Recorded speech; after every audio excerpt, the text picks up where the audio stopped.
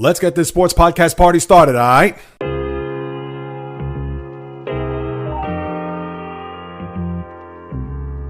The JAYREELZ podcast. What is happening, my good people? Greetings. How are you? How's it going? How's everybody doing out there? What is the latest and greatest? Hope everybody's doing well, feeling fantastic, in excellent spirits. On the eve of summer, and today being Juneteenth, a change is on the horizon as the sports landscape is about to look a little different in the coming days. I'll explain in detail as the latest podcast is here, as this is the JAYREELZ podcast with JAYREELZ. For my first timers, welcome aboard. And for those who've been banging with me going back to the very beginning, somewhere in the middle, or even as early as this past Monday, I welcome you guys and gals back. And speaking of which, when I was recording the podcast on Monday, sitting here thinking about what the week in the sports calendar lying ahead and the potential of having 5 finals games, which would mean 2 in the Stanley Cup and 3 in the NBA finals. And who knows, by the time we get to about 11:30, I would say for sure midnight tonight, we could have 3, and both the NHL and NBA seasons will be put off the pasture until we reconvene sometime in late September, even into October, with training camps and a new season that will be upon us at that time. And unfortunately, the NHL couldn't deliver a 7th game, especially in this case with the Edmonton Oilers. I'll get to that in the next segment. But I have to start us off here with the NBA Finals, at Game 6 tonight, where the Thunder look to capture the franchise's first NBA championship. And I don't want to hear about the Seattle Sonics dating back to the days of the 78-79 season. And I understand that they were Seattle going to Oklahoma City, but as members of the Thunder, they have not celebrated being the last team standing on top of the NBA's mountain where they could be claimed champions. Well, they could do so tonight with the win in Indiana, and with what happened there on Monday night, it was a situation where the game got a little testy there for the Thunder in the fourth quarter, where the Thunder, in a little bit of a back and forth there in the first quarter, but they had an 11-0 run, which extended a 1-point deficit to a 10-point lead for the Thunder, and they pretty much were in control from that point on till about the 8-minute mark of the fourth quarter, because considering that they had a 14-point lead at the half and pretty much had stabilized the game even going into the fourth quarter, but then the Pacers went on a run led by Pascal Siakam and even TJ McConnell, who played very well in the game. But with Tyrese Haliburton tweaking a right calf, where his game time decision tonight on whether or not he's going to start or even play for that matter, we'll have to wait right up until about 8:30 in the final home game for the Pacers this year. And I'll talk about Game 6 in a minute, but with a compromised Haliburton, him not making any field goals in the game, he did make some free throws, but whether it was from 2 or from 3, he was a big, fat, giant goose egg. And they didn't get anything else out of anybody from that matter outside of Siakam and McConnell. Miles Turner was Aaron Nesmith did have a few 3-pointers, but didn't really have his fingerprints on the game. Benedict Mathurin, where have you been since Game 3? And the Pacers, who cut the lead to 2 and looked like they were going to have some more late game magic, despite the fact there was still about 8 minutes to go. But from 95-93, at that point on, the Pacers went on an 18-2 run, 18 that is, to 2 run, where Andrew Nembhard was giving out early Christmas gifts. They were turning the ball over left and right, 4 straight possessions where they turned the ball over. And with Jalen Williams leading the attack with 40 points, a big-time performance there. And also with SGA's 31. Now, mind you, he took 21 shots, so he wasn't efficient from the field, but still did what he had to do. And the Thunder now see themselves just 1 game, 48 minutes, and maybe even an overtime away from winning that elusive title, dating back to the days of 2012 when you had Kevin Durant, Russell Westbrook, and James Harden on the team, losing to the Miami Heat in 5, or in 2016 when you had Westbrook and Durant up 3-1 against the Golden State Warriors, a team that won 73 games in the regular season, were up by 8 in the fourth quarter. But that was the Klay Thompson Game 6 in Oklahoma City. And then, of course, they won a Game 7 to where Kevin Durant jumped ship to go to Golden State, and we all know what happened after that. And with the Thunder kind of just meandering in the NBA landscape, bringing in players like Paul George or Chris Paul or guys, even Carmelo Anthony for a short time, where they weren't able to cut the mustard, and then they had to bottom out and revamp thanks to the SGA trade, and then obviously a bunch of draft picks that ensued after that, and here they are, literally just one game away tonight from them finally getting that championship that has eluded them ever since they got to Oklahoma City, dating back to 2008. And as far as the flip side is concerned with the Pacers, this is it. Do or die. They have 2 shots, really 1 shot to at least get to a Game 7. And before I even get into their prospects, I do want to talk about Haliburton and how if he's not going to play tonight, obviously that's going to not bode well for the Pacers, although there could be another guy waiting in the wings that could rise up and make some big shots, because generally in these games at home with the role players, they can play a big part, chip in off the bench, have a big-time performance a la Mathurin in Game 3, and that's what the Pacers are going to need. And that is with or without Haliburton. But obviously, if they're not going to have him, there's going to need to be at least a player or two to step up. And if Haliburton is going to play but give you limited minutes, there still needs to be someone else that's going to have to be the next man up in order for them to deliver a Game 6 win and push this series to a 7th game. Now, how I look at this game tonight, I understand the Pacers are at home. I get it that they played very well at home despite the fact Game 4, which could be the game that they're going to think back on throughout the summer as the one that got away, similar to Edmonton in Game 5 in the Stanley Cup Final. And even with Haliburton, no matter if he has to get taped up, if he's only going to play a smattering of minutes, or if he's healthy enough to go at least 30, 35 minutes in the game, I still think Oklahoma City is going to win this game. I don't think they want to fool around with the 7th game, and I understand we could, as many times as I've referenced over the last couple of weeks, that series against Denver, when they were down 2-1, and then, of course, went up 3-2. They lost the Game 6 in Denver before blowing out the Nuggets after trailing 21-10 in the first quarter. And then, of course, the final 3 quarters, they just blew the doors off of Denver. And I would think that would be the recipe if the Pacers somehow, some way found a way to win this game tonight. But I don't think they want to fool around. I really, truly believe that this team, considering how they performed here throughout this postseason, and when the chips were down or where it seemed to be down, they rose to the occasion.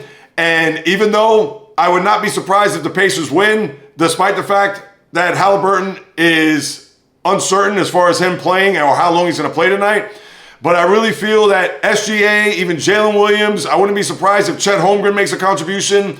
You saw Aaron Wiggins there the other night make some threes, as well as Cason Wallace, who contributed. And those are the role players that play well at home. But I could see the Thunder just trying to rally the troops to say, hey, we do not want to play a Game 7. We do not want to have a coin flip type of game where we're going to be struggling in the 4th quarter with either the game tied or them trailing for a championship come Sunday night. So I think that the Thunder, they may come out a little slow. I can see the Pacers riding high behind their home crowd, and Haliburton will be juiced up, and I'm sure the whole team will be.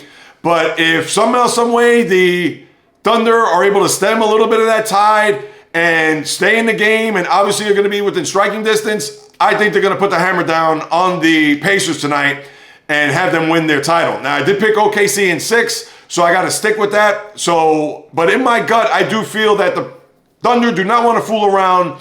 They don't want to have the fallback position of playing the final game of the season in their building. Now, of course, it would be interesting theater because we have not seen a Game 7 in the NBA Final in quite some time.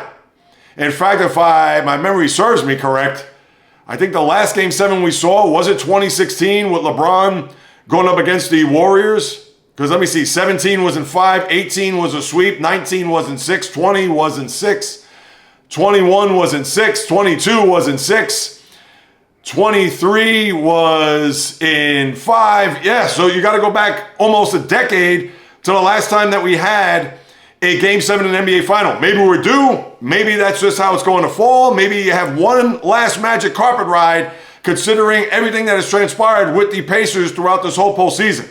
But something tells me that it's going to end tonight, that the Thunder will find a way, and whether or not it's going to be by struggling with SGA, trying to make sure that he's going to put up a lot of shots but get to the free throw line the way he does. Now, Jalen Williams, I won't expect another 40-point performance, but he's going to have to put in anywhere between 25 to 30 in order for them to seal the deal tonight. But I do think the Thunder, they're going to do whatever it takes to not have to play a Game 7. That's how I look at it. And think about this. Over the years in Game 6s, the road team has been able to win these games. So whether that means 3 years ago when the Warriors won in Boston in a Game 6, whether it was back in 2019 when the Raptors won a Game 6, and I understand they were compromised. No Kevin Durant, and Klay Thompson was having a phenomenal game, tore his knee in that game, and Curry was out, I believe, with a thumb injury. But still, they won a Game 6 in Golden State. And there's been many other examples of teams winning on the road in this spot to win a championship. So it's not out of the realm of possibility that Oklahoma City is all of a sudden just going to lay down, or because of that pace or magic that it's going to be a guaranteed Game 7. And I don't see it that way. The Thunder, they've gotten to this point for a reason, and I think they just want to end this right here, right now, and not have to get on a plane to go home and have to mull for the next 72 hours on what the game plan is going to be for Game 7, where, as we all know, it is certainly could be a coin flip. Now, the Thunder will be favored, and I'm sure they're going to come out smelling like roses if that was the case. But one more time, people, I think the Thunder will take care of business tonight. Whether or not Haliburton is 100% doesn't matter, as we will see how it all transpire and unfold there tonight in Indiana. And if there is a Game 7, as I already told you, I think Oklahoma City is going to win. I don't think the Pacers, even with a win tonight, are going to go into OKC and win a Game 7. And if they do, hats off to them. But that's for Monday's podcast. We'll certainly revisit it then if it does get to that point. But right now, it looks like it's going to be the Thunder either way. But I think tonight, it'll be over and out, and they'll raise a trophy over their heads. Now, there's some other NBA news I want to get to. No, not the Nick coaching search, that's for sure. But the Lakers sold for $10 billion. Now, it's not official just yet. We got to wait and see, but it looks like there is an owner in waiting, and that being Mark Walter. He's a finance guy, I believe. And for the Lakers, as we all know, one of the cornerstone franchises in all of sports, not just in the NBA, as we all know, in all of sports. And when we heard about the price tag just yesterday, that the team would be for sale for $10 billion, and I believe that includes the Sparks, and I believe also the building. I want to say Crypto.com arena, but just the Laker franchise on a whole, $10 billion, if you're thinking about this from the grand scheme of things, because the Sparks and maybe even the building is a whole other separate thing. When it comes to what? They're probably worth, if anything, probably $1 billion. So for the Lakers, and with Walter, and even though Jeannie Buss will still be on the board of governors for years to come, when Walter does become official as the principal owner, and he'll have the majority stake of the franchise, where Jeannie Buss, I believe, will have about 15%. And it has been endorsed by Walter that Buss will stay on board for whatever, 3 years, 5 years, who knows what that is as of right this very moment. But of course, there is a process. Even though Walter is the guy, he's heading the group here that's going to buy the Lakers. And for that franchise, and it's interesting because just a few months ago, we saw the Celtics and Wyc Grousbeck sell their franchise and their fortune for $6.1 billion, which that hasn't been official as of right this moment. But you're seeing these franchises, and I'm going to get to baseball with the Rays. We'll talk about that in the baseball segment, how these teams are starting to pivot now because they realize that the fortune that they have, and especially from what they've first invested, and with the Busses, they've had the Lakers for eons, but now they feel it's time to put forth their share and get what they've reaped over the last few decades, and even more than that. You figure a couple of generations. And think about it, with Mark Cuban selling off the majority stake of the Mavericks, and we've seen what the Commanders are worth, and a lot of these teams that now is the time to sell and make sure whether they're going to go off into retirement or just have a small stake of the team. It's one of those things that you're seeing a lot of moving and shaking here when it comes to these franchises, and obviously the Lakers are one of the biggest, and even bigger than the Celtics in that regard when it comes to price tag. And the funny thing is that although they'll never sell, or who knows, I shouldn't say never, because who would have thought that the Lakers would sell, even the Celtics for that matter. But if the Lakers are worth $10 billion, and a lot of people think that the Dallas Cowboys are the most expensive franchise on the planet, And face value, you would think that if the Lakers are 10, the Cowboys have to be 11, maybe even 12 billion for that matter, because it does include the stadium and the complex that they built there for their practice facility, etc. Who knows? But I do wonder, as much as they have not been a championship team over the last 3 decades, I'm sure in the back of Jerry Jones's mind, when he sees what the Lakers are worth, he has to think that, my team is worth more than that. But who knows? I'm not trying to predict anything or forecast that Jerry Jones is probably going to sell or even try to dabble in getting any type of majority stake in somebody else, because we all know that this is his baby and it has been so since 1989. But I just thought to throw that out there as well. So the Lakers obviously are pivoting to sell their team to Mark Walter, a big finance guy, has global finance services written all over him. So you can certainly take a look at that. And then lastly, speaking of the Lakers, I have to throw this in, and I'm not really into this type of sports talk fodder, although this is a sports talk podcast, but because I saw the comments by LeBron James recently on his podcast there with Steve Nash, and because sports is starting to make that pivot, now with the NHL done and the NBA can be done tonight, baseball is going to be the only sport standing. So I bring this up only because for LeBron to not understand the ring culture or chasing a championship, chasing rings, where he says, I don't get it. Because when you have a guy like Charles Barkley or Dan Marino, and even made the mention of Peyton Manning, how he is not in the same class as Tom Brady, but he does have 1 Super Bowl, when in actuality he has 2 Super Bowls, LeBron. But for him to not understand the dynamic of one player being above the team, one player getting all of the praise and being able to be that guy to not get a ring, and how that's diminished among the sports landscape or among the people like myself and prognosticators, pundits, etc., that you are not successful without winning a title. Well, LeBron, I'm sorry, did you forget about the decision, which the anniversary of that was 15 years ago, a couple of weeks back? And for him to take his talents to South Beach and hook up with Chris Bosh and Dwayne Wade and have the big pop in circumstance where he came out and said, I don't know how many titles we're going to win, maybe 5, maybe 6, maybe 7. I mean, did he forget about that? So he could talk about not chasing rings, or I don't know where this came from, so on and so forth. And listen, LeBron, I know I'm not his biggest supporter, I'm not his biggest fan, but listen, I have nothing but the utmost respect for what he's done throughout his career. I mean, how could you not? You'd be stupid and silly to not even acknowledge it.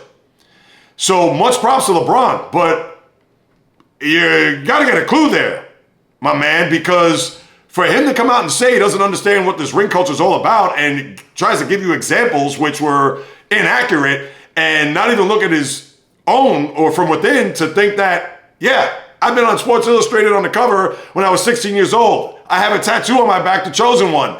I was a guy coming into the NBA that there were rumors about him foregoing his senior year in high school to go into the NBA. And you wonder why when you left Cleveland the way you did, and we don't need to revisit that whole scenario. I did talk about the decision and how that just caused a little firestorm throughout the country, and how your team, the Heat, who were called the Heatles, and just being vilified that first year in Miami and so on and so forth because you went to Miami to chase a ring. And you don't understand? Do I need to even say more? I mean, seriously? So I'll just leave it at that. All right, now let me lace up my skates and take a trip around the NHL. And this will be a quick trip because I only have 1 game to discuss. Game 7 would have been tomorrow night in Edmonton. And as I mentioned earlier, I know that the Oilers, they probably look to as a man on their team and know they got beat by the better team.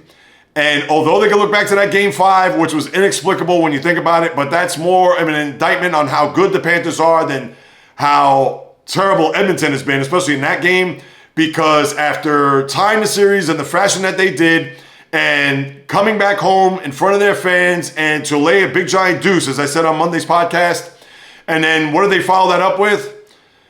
An even poorer performance there. I don't want to say poor, that's a little strong, but obviously they were not up to snuff and being competitive. And that's not to say they lied down, because in that first period in game number 6, I don't want to say rattled Sergei Bobrovsky, the goalie for the Panthers, but he was shaky.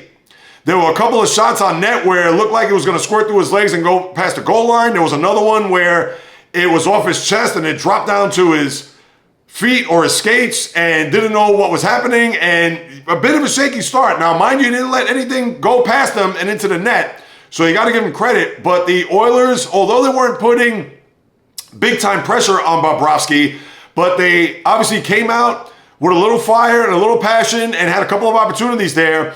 But what was it, less than 5 minutes in, to have that terrible pass by Mattias Ekholm to Evan Bouchard, and because of the forechecking and the brilliant forechecking of the Panthers, Ekholm had to lift his pass over the forechecker, I forgot who it was off the top of my head, and handcuffed Bouchard to the point where Sam Reinhart swooped in, took the pass, and went in toward the left side where Bobrovsky was at the top of the faceoff circle, and for whatever the reason, Mattias Ekholm went for the puck where Reinhart went past him, and then top shelf on the glove side to where Reinhart scores, and that was just the beginning of a party that was going to start in Sunrise for a repeat champion. And then later on in the period, as Edmonton had a couple of chances, but for a 2-on-3, where a pass was dropped from Makachuk, where that was the man that McDavid should have stood with, as opposed to him going for the player who made the pass to Kachuk high in the slot. And what did he do? Top shelf glove side on Stuart Skinner, and it was 2-0 there. That goal was less than 2 minutes there in the first period, and that was it. That was pretty much all she wrote. Then the Panthers take a 3-0 lead as they score a goal late in the third period, and that was just a terrible play by Skinner where Carter Verhaeghe took a shot there from the wall on his left, on the right side there, and it went off of his chest. Big time rebound, didn't cover it up, didn't have any attempt to try to get down or see where the puck was, as it was at the feet of Reinhart. And then what he did was, as he took his shot attempt, it hit off of one of his player's skates in the crease and into the net. It wasn't kicked in, so you know the rule, people. So people could argue, oh, wait a minute, that was off the skate. But yes, that was a deflection off the skate and into the net, 3-0. And in the immortal words of Warner Wolf, you turn your sets off there and the game was over. Now, I understand that 3-0 with 7 minutes to go in the third period, Chris Knobloch is desperate. It was at a point where they had to do something. He pulled Skinner from the net. I thought 7 minutes, and this is first guess, people, was way too early. I understand that you got to do something. You want to get an extra attacker on there. But to me, because it was 3 goals, 5 minute mark, I understand. Because now the time is against you. But you do have 2 minutes. You never know what can happen in that 2 minute stretch. I understand that the Panthers were suffocating, similar to what you saw there in Game 5. But for Knobloch, and one more time, I get it. He had to do something. But that was too much time on the clock, because soon after he pulled Skinner, Reinhart scores a goal there, his third of the game, and he tacks on another empty netter to make it 5-0. And cosmetically, they killed the shutout there for the Panthers as the Oilers scored 1 goal. But for Knobloch, I didn't understand that, because at that point, once they scored there in the, whatever it was, 6.5 minutes to go, you could really put the game and series to rest. So I thought that maybe he should have waited to the 5 minute mark and then pull Skinner and see maybe you could scramble around, get a goal, maybe within those first minute and a half. So you're down by 2 with 3.5 minutes to go, and then maybe you still have to keep Skinner out of the net to try to get another one. And listen, it was a long shot, as we know. But for the Panthers, what more can you say about this team? Third straight cup, back-to-back wins, and Sam Bennett is your Conn Smythe Trophy winner for playoff MVP, and they are a total team. There isn't anything much more you could say about it. And bringing in Brad Marchand, who had a big-time Stanley Cup final, to go along with Reinhart, who scored 4 goals. I know 2 empty netters, but had a big-time Stanley Cup final. Matt Tkachuk, of course, again, had 6 points in the final. I believe it was, 3 games of the series. And to go along with Bobrovsky and what he did, Seth Jones. Do I even need to go down the list? Carter Verhaeghe, who had a real quiet Stanley Cup final, but obviously made that shot. And for Reinhart to pick up that goal there to make it 3-0. So there aren't any more bouquets that I could throw at the Panthers' feet right now, knowing that they are on the cusp. And a dynasty in the making. And I'll talk about that in a minute because, you know what, for me, it's going to be time to throw cold water on them. But again, kudos. And they've already dented the cup and I believe broke it yesterday as they brought it to the elbow room there on A1A in Las Olas in Fort Lauderdale. And just like I mentioned on the live stream yesterday, every Wednesday, high noon on YouTube, 12 Eastern, I talked about how the parade, if you remember last year, they won the cup on a Monday and they didn't have the parade until that Sunday. So they waited almost a week for the parade. And guess what? They're going to follow the same blueprint. They won on a Tuesday night. Are they going to have the ceremony, the parade today, tomorrow, 4th of July? No, it's going to be Sunday. So for those who have to go to church or have to go to church early and then go to the parade and maybe have a beer or two, which obviously is defeating the purpose of being a God-fearing person. Not that I'm judging by any stretch, but you understand where I'm coming from, where you're going to go to church and then go to the parade, and then next thing you know, you're going to booze it up or have beer thrown on you, or whatever it is, because you know it's going to be 90 degrees, hot. Who knows if it's going to rain as it poured in last year's parade. So you're going to have that scenario with another parade. And as far as the dynasty in the making, well, it certainly is. Now, they have a few free agents to have to think about, one being Aaron Ekblad, the defenseman, who's had issues with suspensions and things of that nature, so who knows if he comes back. I would think he would. Brad Marchand, who knows if he goes back to Boston, or maybe, as he said in the postgame, he loves the camaraderie of the team. He loves how it's constructed, etc. Sam Bennett, who's also a free agent, obviously being the playoff MVP. So they do have some guys that they have to re-sign. But does that automatically mean that it's a scenario where this team is going to win a third straight, which we haven't seen since the 80 to 83 Islanders who won 4 straight? Well, I got news for you. Even if those guys don't come back, and even if they do come back, and I understand it's easy for me to say this on June 19th, 2025, I don't think they're going to win a third straight cup. Ask the Tampa Bay Lightning how it was to try to win a third straight. And mind you, they won the first 2 and went to a cup final before losing to Colorado. So they were that close to getting 3 straight, where now the Panthers going to have to go through another season, another postseason, and then get to a cup final in order to win it.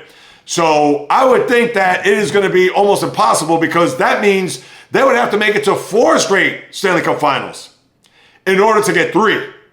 So that's why it's easy for me to say this here, and we'll keep this receipt for this time, or at least we'll get to April next year, and maybe I'll put it up on the podcast and save this clip and post it then. But I don't think they're going to do it.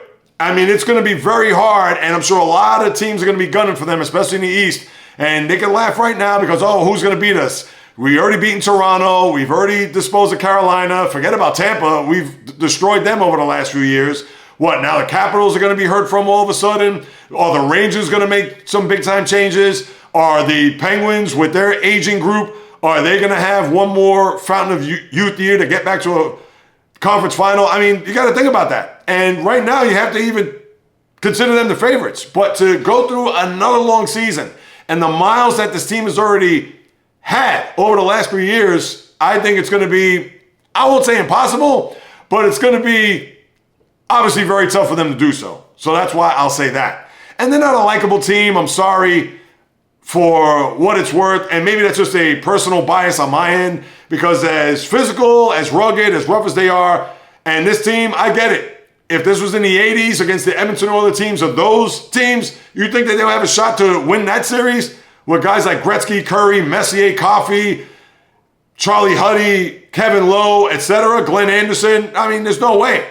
And you want to talk about physicality? They had Kevin McClellan, Dave Semenko, Marty McSorley. I mean, they had bruisers on that team. So if Sam Bennett ran Connor McDavid in this day and age, and if they had a guy a la Semenko, McSorley, etc., they would have run Sam Bennett the next shift. And then therefore, the Panthers don't have anybody close to those tough guys. I understand that's a lifetime ago, and what does that have to do with today? But my point is that, yes, you can like this team and for what they are in 2025, but you want to stack them up as a dynasty, which Matt Tkachuk said in the postgame, where he was addressed, oh, is this team a dynasty? And he said, hell yeah, absolutely. Well, I'm sorry, Matt Tkachuk. Your team needs to win next year in order to be considered a dynasty.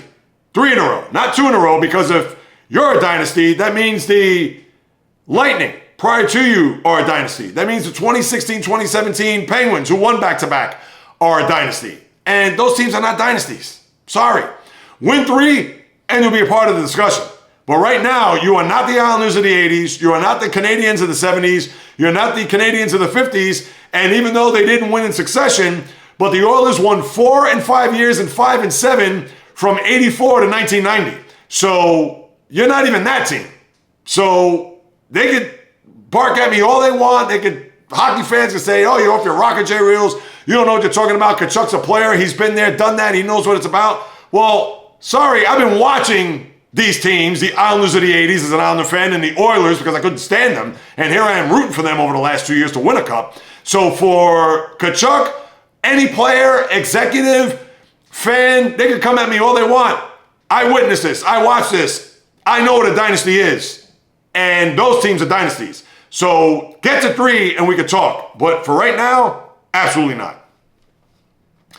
Now, as far as the Oilers, where do they go from here? Now, I know the big story, I don't say it's big, but the story that I'm sure is going to be swirling around Edmonton is Connor McDavid. Whether or not he deserves, I won't go as far as saying abuse, but whether or not he deserves some criticism. Last year, I can't give him that, despite the fact that they didn't score in the last 2 games. I don't believe he scored a point in those last 2 games against the Panthers, and they did win a Game 6 last year, if you recall, before losing in Game 7. But he was the Conn Smythe Trophy winner as playoff MVP. So, I mean, how could you kill him considering that in Games 4 and 5, he had 8 points total to get them to a point to a Game 6 and then obviously a Game 7 before losing. And even though he scored a goal in Game 5, it was meaningless because they were down 3-0 and they scored that goal, what? I forgot how many minutes left in the game off the top of my head. But he was a no-show in game number 6. I don't know if he was pressing. I know he had a couple of plays where he had an opportunity right there near the net, but the puck, for whatever the reason, slipped right through and went through the crease. He had another scenario where, and I get it, he's a playmaker. He's not going to be a puck hog where he's going to try to shoot at the net unless he feels like he absolutely positively has an opening or a shot for him to try to score a goal. But to me, there was a one play there in that, I believe it was in the second period. Let me think closely here.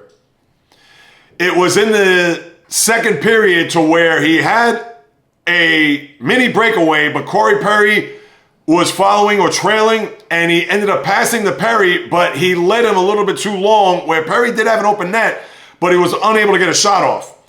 So I'm sure in January, McDavid will convert on a play like that, where in Game 6, and obviously the pressure and with the Panther style of play, he was unable to execute. So I got to give him a little bit of a ribbing here. And if you've listened to me over the last couple of years about McDavid, I love the guy. I mean, how could you not? And as much as I talked about Matthew Barzal, the Islander center, being Kyrie on skates with his wizardry with his puck handling, well, if he's Kyrie on skates, then what is McDavid? I mean, McDavid is really Kyrie on skates when you think about it. But for him to fall short again, and he's also going into the last year of his contract, which, going back, maybe not the big story overall, but that's going to be a story this offseason. Because does McDavid, and the hockey player is not built like the NBA player or the NFL player or even the baseball player for that matter, those are guys that are probably going to want to stick it out and stay with the one franchise. But does McDavid, during his downtime throughout this summer, is he going to think about, maybe should I test the free agent waters? Maybe should I go to a bigger market? Maybe get to a franchise where they're thirsting and starving for a cup? That's not to say Edmonton isn't, but you have all of those questions that are going to be hovering around them going into the summer and certainly into the preseason and into this upcoming season if the Oilers don't sign him on the dotted line. And remember, they signed Leon Draisaitl to a big-time contract, and I don't know what their salary cap situation is, but we all know McDavid is going to be an enormous part and an enormous story. Maybe not now, and maybe as the summer moves along, but when we get to training camp and the start of the season, people are going to zero in on whether or not McDavid's going to go and become a free agent for the first time. Just keep that in mind. And as far as the team overall, listen, they were 1 game short last year and 2 games short this year. To me, they need to trade for a goalie. No offense to Calvin Pickard or Stuart Skinner. They have to get themselves a championship-style goalie. And the first person I thought of, and not that he's a championship goalie, but he's young, and I don't know if they're willing to part with him, considering, and I'm going to talk about them in a second, but what if the Oilers went to the new GM of the Islanders and said, what can we get for Ilya Sorokin? Now, that would be a guy. Now, I understand there's better goalies. Now, Winnipeg's not going to trade with Edmonton for Connor Haliburton, and I wouldn't want Haliburton on my team anyway, so you can forget about that. But is there another guy? And forget about Andrei Vasilevsky. To me, I understand he's still very good, but his heyday in the early part of this decade, I think that's where his best goaltending was, and I don't know if he's going to have any of that in the future. So the reason why I bring up Sorokin, because he's a young guy. He was a finalist for the Vezina last year, and certainly one that I would think the Oilers would even flirt with to bring in a guy like that. Now, I'm sure there's a couple other guys that I'm forgetting right now, but because the Islanders, and maybe, who knows, whether it's a shakeup or whether, and I'm sure they want to keep Sorokin, they already gave him a long-term contract, but that's the type of guy that the Oilers would need to target. And not only that, but I think they need just some other grinders. They need championship players on their team. We know McDavid's a championship player. We know Draisaitl. We know Bouchard. Evander Kane, who had an awful series.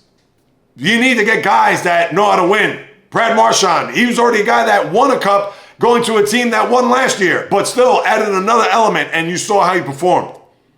And this is why I have to get on McDavid, because despite the fact that their team concept and their blueprint is a lot different than Edmonton, because 5-on-5, that's where the Panthers dominate. Where when you have the one-man advantage, that's where the Oilers dominate. And they didn't get a one-man advantage the other night, and you saw what happened.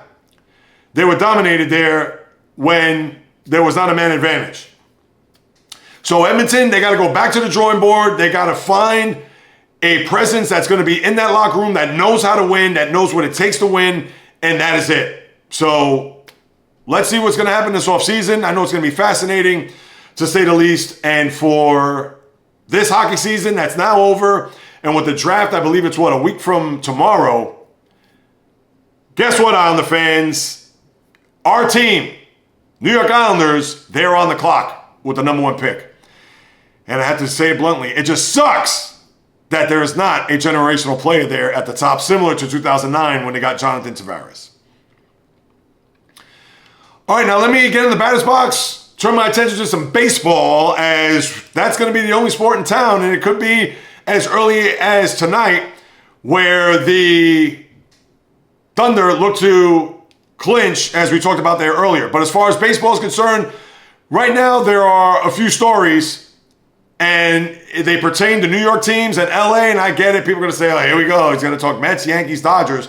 Well, what else do you want me to talk about? You want to talk about how maybe Davey Martinez could be walking the plank in Washington, considering they've lost 11 in a row, and the last 6. Think about this.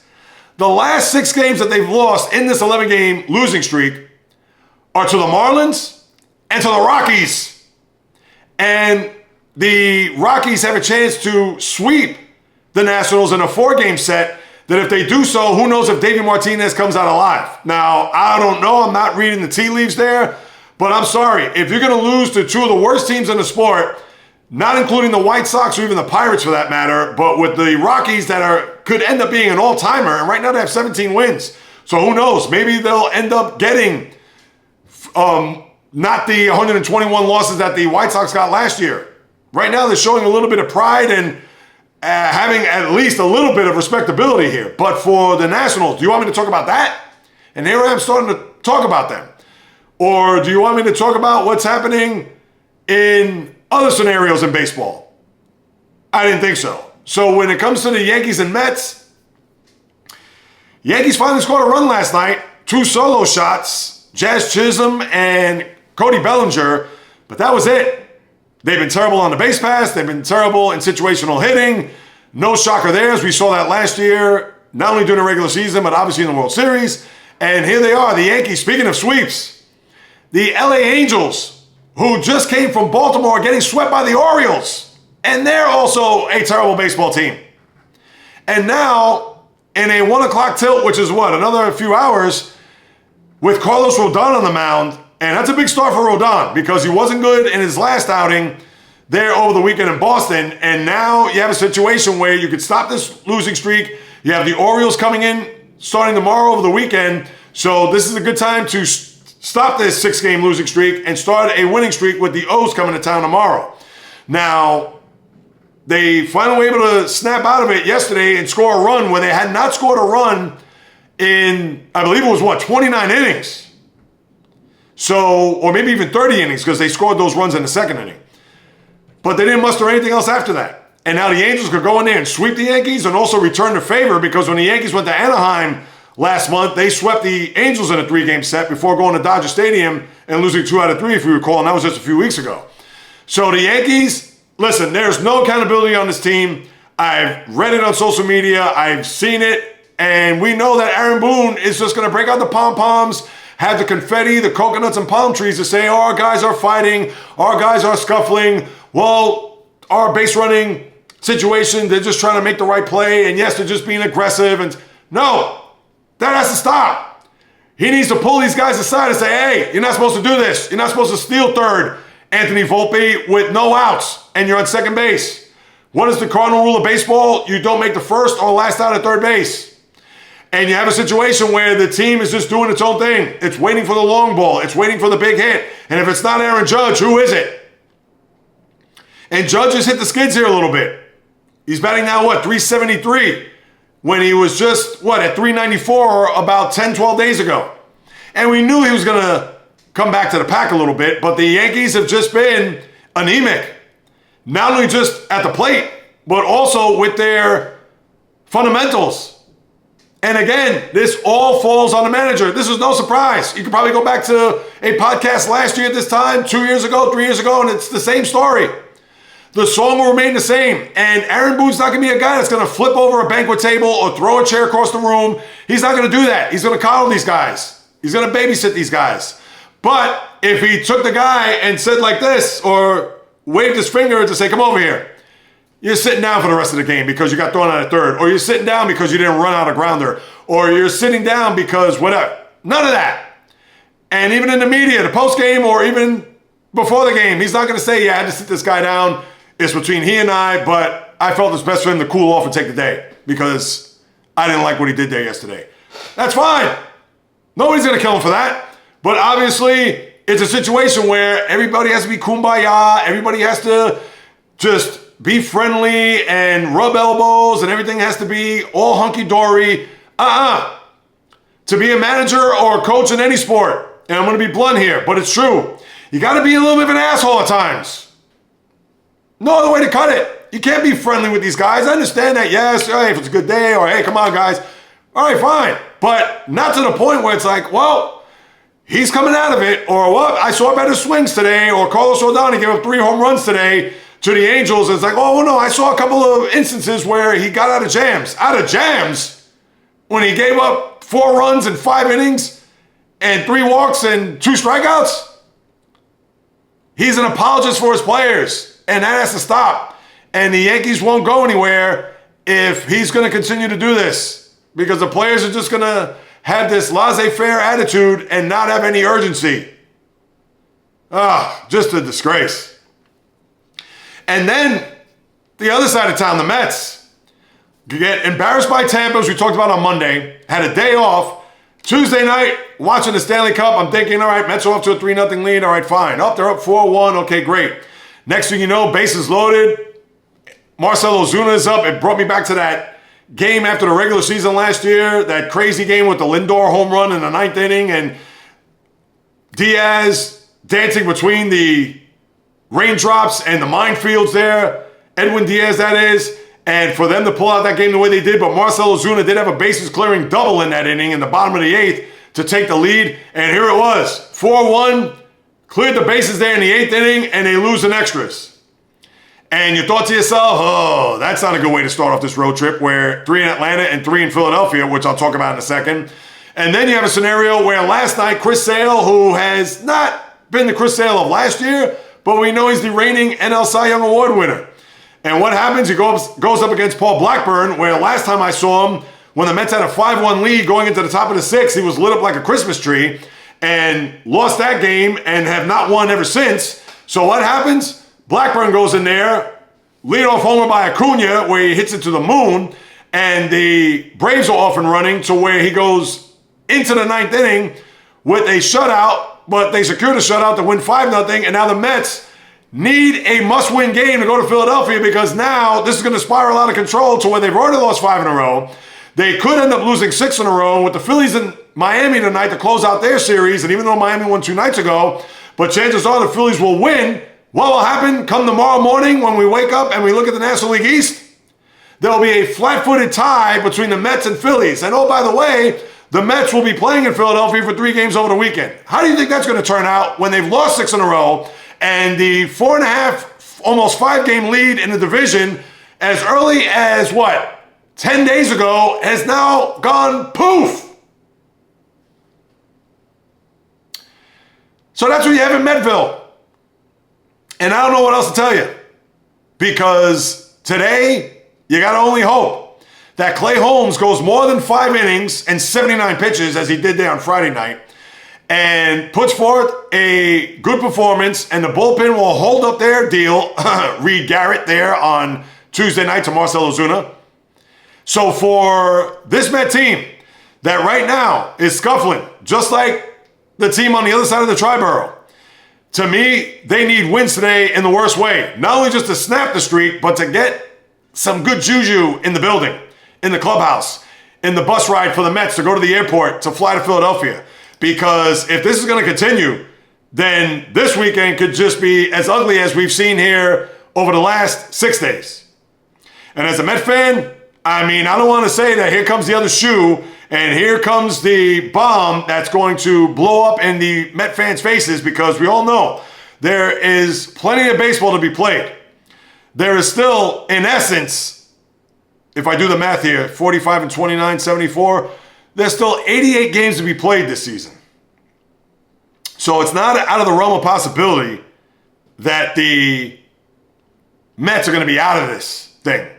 Right, we know they're going to make the playoffs. Yes, we know it's a long season. We're not going to judge it on these 3 games, 1,000%.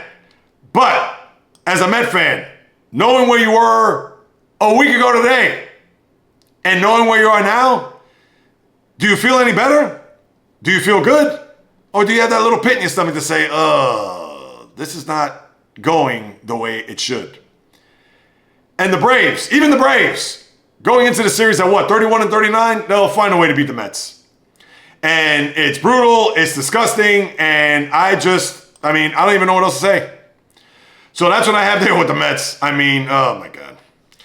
So then the flip side of that are the Dodgers, where all is right and well in Dodger land, considering that they beat the Padres last week 2 out of 3 in San Diego. They beat the Giants 2 out of 3 over the weekend at home. And now they're on the cusp of another sweep. But a lot of sweeps there in baseball, whether it's the Angels ready to sweep the Yanks, the Braves ready to sweep the Mets. Now the Dodgers looking to sweep the Padres. And this is on the heroics of Will Smith 2 nights ago, to where he broke a tie 3-3, I believe it was in the 6th inning, with a 2-run homer, and then the Dodgers went going away. And then last night, after the Dodgers give up 2 runs in the top of the 9th, what does Will Smith do as a pinch hitter? Hits a walk-off home run. And now the Dodgers are starting to get some separation there in the National League West, to the tune where the even Giants, with Rafael Devers newly minted, they've lost the 2 games against the Guardians, where they're looking to get swept this week by Cleveland. And here you go, as we break it all down with the divisions, where the Dodgers right now are currently 4 in the loss, 4.5 ahead of the Giants, 5 in the loss, 6 ahead of the Padres, which they could be 7 by late this afternoon. I believe it's an afternoon game. No, I think it's a night game, where they could not maybe put the Padres out the pasture because there's still plenty of baseball to be played, but have enough distance to where they could at least breathe a sigh of relief and not have to have the Padres or even the Giants breathing down their necks. And if the Guardians win today, then guess what? They'll have a 5-game and 6 in the loss when it's all said and done. Or 5 in a loss and 6 back. So the Dodgers right now, everything is looking up in Dodger land. So what more can you say about LA, as now they've turned the corner and look to put themselves in a situation where they can look in their rearview mirror for the time being on both San Diego and San Francisco. So congrats to them. And now you have a situation where the other news in baseball, when we talked about teams being sold, looks like the Rays are going to be in talks where Stu Sternberg, I'm sure he's probably had it, bought the team in 2004 for what, $200 million, and he feels, well, you know what, let me get out with it getting as good, because if I could get $1.8 billion for this team, and yes, they've had some recent success. They've made the playoffs, not last year, but they've won divisions. They've made the playoffs. They got to a World Series, albeit in the pandemic year, but they still got there. And now, with the headache of Tropicana Park and not knowing if they're going to build a new stadium, whether in St. Pete or in Tampa, well, you have an investment group there from Jacksonville, headlined by a guy named Patrick Zalupski, who is part of a residential development team that are in negotiations for a sale to that group. And for 1.8, I'm sure Stu Sternberg will say, gladly back up the truck and let me go off into the sunset, because this team, which right now, it's nomadic considering that they're not playing in their ballpark. They're in Steinbrenner Field, as we know. And although they've had success here and they played well, including last night where they were down 8-0 in the second inning to the Orioles, and then they proceeded to go unanswered the rest of the way in a 12-8 victory and gain more ground on the Yankees to where they're now, I believe, 2 games in the loss and a game and a half back. And I'll recap the standings in a moment. So for Sternberg to see whether or not that this is going to transpire, similar to the Lakers situation, obviously it's in the early stages, but hopefully the ball will roll to the point where this developer, who's from Florida, which is good. Now, I don't know if they're going to want to move the team from Tampa to Jacksonville, which I think would be a disaster in its own right, because they could barely support the football team, and that's 8 to 9 games a year. When you really think about it, 7 to 8, because they play 2 games overseas, including a home game. So if Jacksonville, despite a new culture with a new coach and with Travis Hunter in tow, that's not really a football hotbed. So how can we expect it to be a baseball hotbed if somehow, some way, they purchase the team and they decide to move it to Jacksonville? Well, I think what would be better and best for the organization, and this is me from a fan's perspective, of course, is to move the team to Tampa. I don't think they're going to do considerably more there in Tampa, but St. Pete, and I've been in that region. I have family that live there. So St. Pete is far from Tampa. And where the stadium is now, the Trop, you got to go over that bridge from Tampa and then all the way south to get to the stadium. So to me, if they want to have any success moving forward, and I understand that's going to alienate all the people that have supported the team from the St. Pete area, but to me, if they're going to thrive under new ownership, it has to be in Tampa. Is it going to be near where the Bucks play, which is right across the street from where the Yankees train during spring training? I don't know. That could be a big, giant just mess. But if they're going to stay in Tampa or Tampa St. Pete, they have to stay closer to Tampa. I don't know if they're going to build a ballpark right there in St. Pete once you get over that bridge. I don't know if it's conducive to have a stadium built there, but that's what you have there in Tampa, so we'll certainly keep our eyes on that. It's too early to tell whether or not they're going to move, or we got to see once they're purchased what will happen there, but that's what you have with that scenario. Now, as far as the standings and schedule goes, like I mentioned, Tampa's 2 in the loss, a game and a half behind, and Toronto is exactly 2 games behind the Yankees there in the AL East. So with them floundering here over the last week, it's made things interesting in that division. The Tigers don't even need to bring up the Central unless the Guardians, Twins, and Royals. And the Twins, after that 13-game winning streak that we saw there a few weeks back, now they've lost 6 in a row and they're a game under 500. So unless they're going to battle for a wild card, and as we get closer to July and then past the 4th of July, and certainly with the All-Star break, I'll unpack what the wild card situation looks like. But the Tigers, 8-game in the loss and 9-game lead, they're going to win this division in their sleep. And then the Astros currently have a 5-game lead, 5 in a loss, but 5.5 over the Mariners. And even though the Angels trying to make it interesting, although they're a game under, and maybe who knows, if they do sweep the Yankees, they'll be at 500. But with them being 6 back at 6.5, and then you have the Rangers and Athletics, where right now they are just struggling big time just to stay afloat. And then you have the NL East, as we talked about. The Cubs now with a 7-game in the loss, 6.5 ahead of the Brewers. And I have to see Pete Crow Armstrong, an article on him being Major League Baseball's next superstar, which is another jab at the Met fan, considering the Javi Baez trade. And that you could thank Brody Van Wagenen for that one, trading for Baez for a half season as a rental for Pete Crow Armstrong, a former first-round pick, who now is going to be an all-star this year and could possibly be in the running for an MVP in the National League. Oh, my God. So the Cubs, you got that there. And the Reds trying to hang in there. They've actually been pretty good as they are neck and neck, sweeping the Twins at this very point, knowing that they have another game ahead of them in Cincinnati as they won the first two there. But for the Reds, I mean, they've been up and down, but listen, give them credit as they're currently tied with the Brewers. They're 6.5 back of the Cubs, and then the Cardinals are 7 back. And then we know about what's going on in the NL West. And with the Diamondbacks now a game under 500, you can forget about them for the division and 9 back and 8 in a loss. But that's what you have there. And then the schedule is interesting this weekend. We know about Mets and Philly, as we'll certainly highlight that come Monday's podcast. But the big series here of note over the weekend, you have Rafael Devers reconnecting with the former teammates and the team with the Red Sox. Watch the Bob Melvin, the manager. He's going to pencil in Rafael Devers at first base tomorrow night, which I'm sure will make Alex Cora's stomach turn upside down. So Boston at San Francisco, that's a series that, of course, people are going to look at in that regard with Devers and that whole dynamic. Let's see. You have Washington playing the Dodgers. The only reason why I bring that up because if they lose today, they'll lose 12 straight. And who knows if Davey Martinez makes the flight out to LA, and you would think the losing streak will continue against the defending world champs. The Angels will play the Astros over the weekend out in LA. Milwaukee and Minnesota. Cincinnati at St. Louis. All right, with St. Louis a half game behind Cincinnati. We'll keep an eye on that. Detroit at Tampa. Baltimore, New York, and you know, Texas, Pittsburgh, Seattle, Chicago to play the Cubs. Other than that, you really don't have much to sneeze at. So it's New York, Philadelphia. That's your 5-star series. Boston, San Francisco. Houston at LA. Not Houston, LA. Cincinnati, St. Louis. Other than that, again, nothing else to really unpack. And that's what I have with the baseball.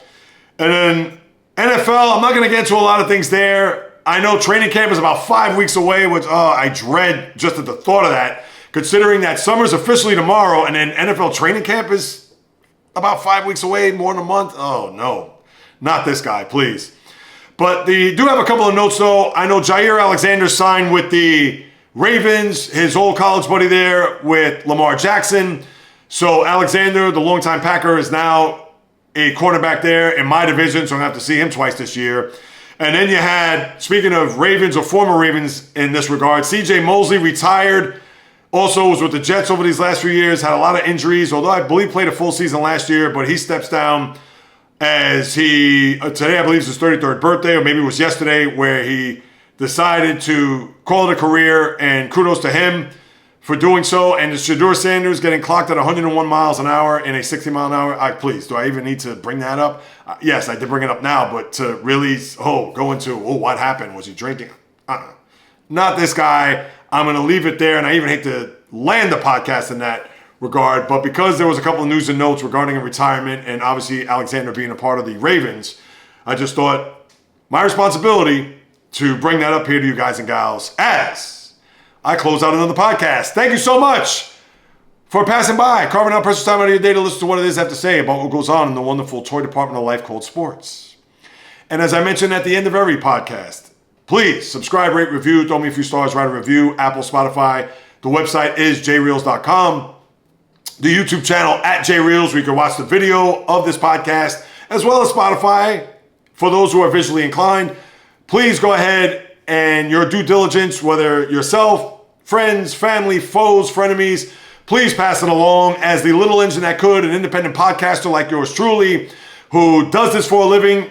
I do not have any other side hustles, no part-time jobs, certainly don't have a full-time job. This is it, as I try to carve and blaze a path in this podcast universe to earn a living, which has been obviously a little dicey, but with your help, please, people, I implore you to spread the word, pass it on to the good, the great, the casual, the diehard sports fan in your life, or even someone that just loves content, because I do have lifestyle content that's already on there, and I have a lot more coming in the second half and especially in the third quarter of 2025. So all that is to come on top of the 2 podcasts a week, Monday and Thursday, on top of the live stream, which I will expand it. I know it's on YouTube right now, but I'll use my other social media accounts as well. So please lock in, dial in to the YouTube channel at JAYREELZ, to my social media accounts, Instagram, TikTok, Facebook, the JAYREELZ podcast, or JAYREELZ on Instagram.